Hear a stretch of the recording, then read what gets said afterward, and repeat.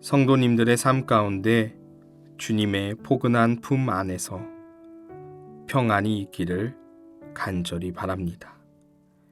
이제 우리와 내주하시는 성령님의 도우심을 구하며 기도드리겠습니다. 성령 하나님, 오늘의 말씀을 통해 하나님의 사랑과 선한 뜻을 위해 우리의 마음을 쏟을 수 있는 힘을 덧입혀 주옵소서. 예수님의 이름으로 기도드립니다. 아멘. 하나님께서 오늘 우리에게 주신 말씀을 읽겠습니다. 먼저 구약성경 창세기 37장 14절의 말씀입니다. 야곱이 요셉에게 말하였다. 너의 형들이 잘 있는지 양들도 잘 있는지를 가서 살펴보고 나에게 와서 소식을 전해다오. 이어서 신약성경 히브리서 10장 24절의 말씀입니다. 서로 마음을 써서 사랑과 선한 일을 하도록 격려합시다.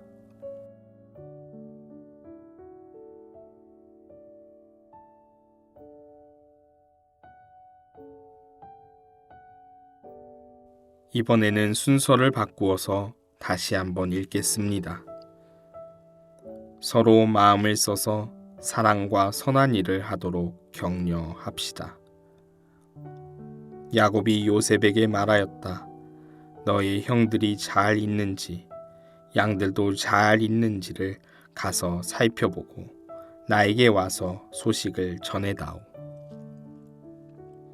말씀을 읽고 마음에 와서 부딪히는 단어나 구절, 심상을 묵상하며 말씀 앞으로 나아가겠습니다.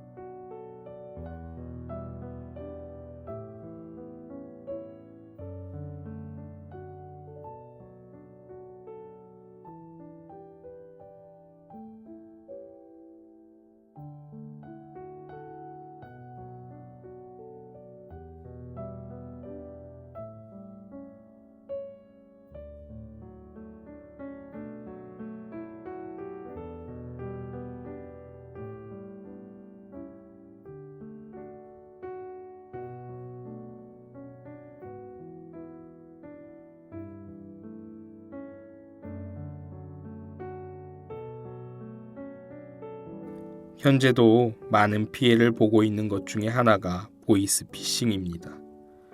보이스피싱의 범행은 개인 정보를 활용하여 문자나 전화 등으로 개인 금융 자금을 편취하는 행위입니다.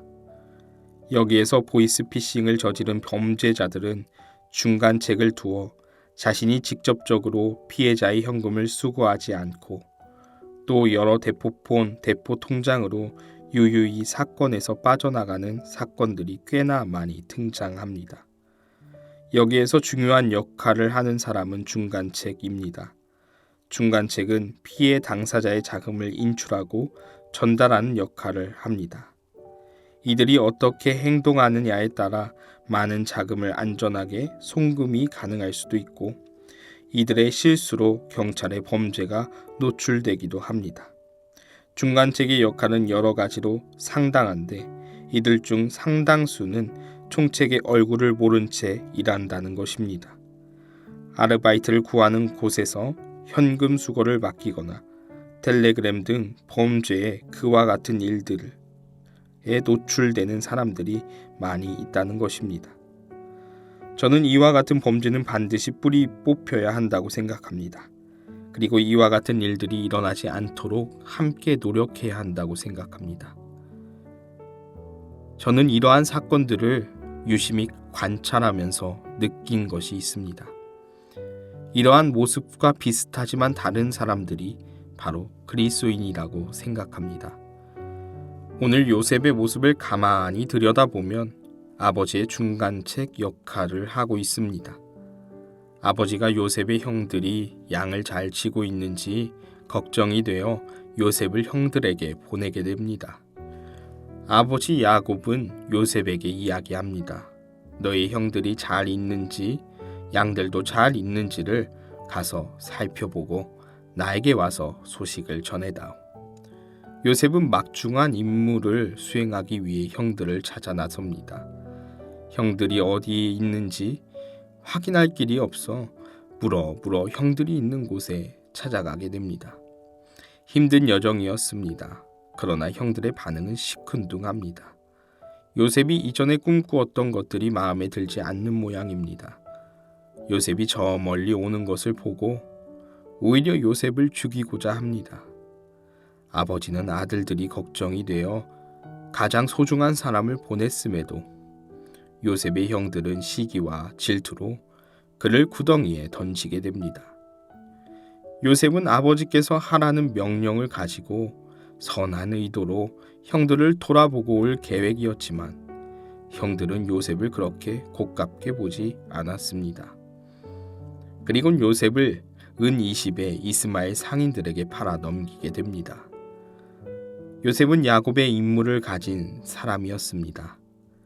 요셉을 팔아 넘기는 것은 야곱 대신 요셉이었기 때문에 야곱을 팔아 넘기는 것과 같은 의미가 됩니다. 요셉은 종으로 팔려가게 됩니다. 애굽의 보디발의 집에 수종이 됩니다. 요셉은 그곳에서 아버지의 중간책이 아닌 하나님의 중간책으로 살아가게 됩니다. 그가 의지할 분은 하나님밖에 없었기 때문입니다.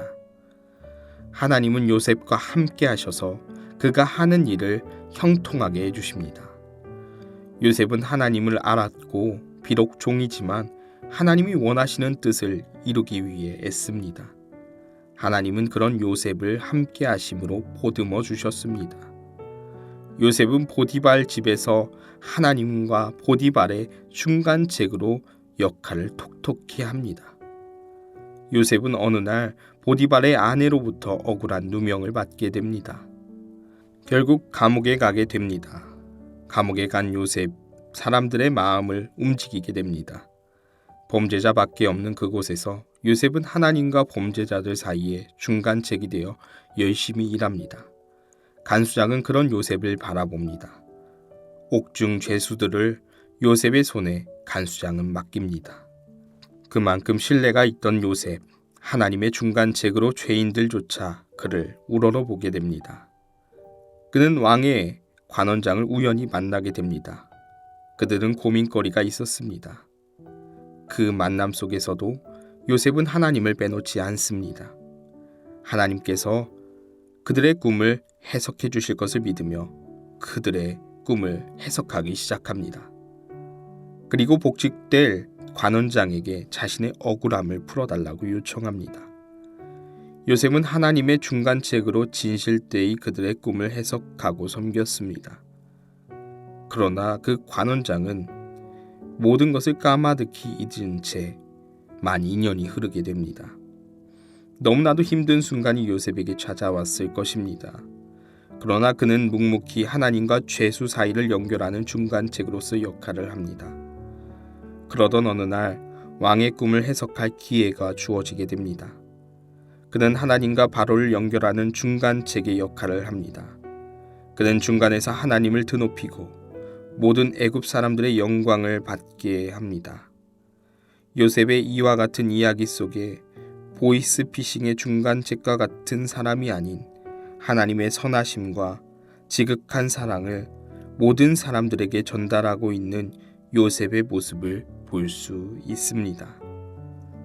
우리는 요셉과 같이 살아가야 합니다.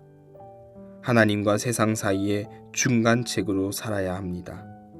누군가의 것을 빼앗고 착취하는 그리스도인이 아니라 하나님의 사랑과 선을 전달하는 하나님 나라의 중간책 말입니다. 우리는 그런 선한 양심으로 하나님의 자녀로 하나님을 사랑하고 이웃을 자기 자신처럼 사랑함으로 격려하며 하나님 나라로 전복해가는 저와 보배로운 성도님들의 삶이 되기를 간절히 바랍니다. 기도하겠습니다. 존귀하신 하나님, 우리는 하나님 나라의 백성으로 요셉과 같은 마음을 가지고 살아갈 수 있는 힘과 지혜를 덧입혀 주옵소서. 예수님의 이름으로 기도드립니다. 아멘. 오늘 우리에게 주신 말씀 가운데 잠잠히 머무르며 주님께서 들려주시는 음성에 귀 기울여 보시겠습니다.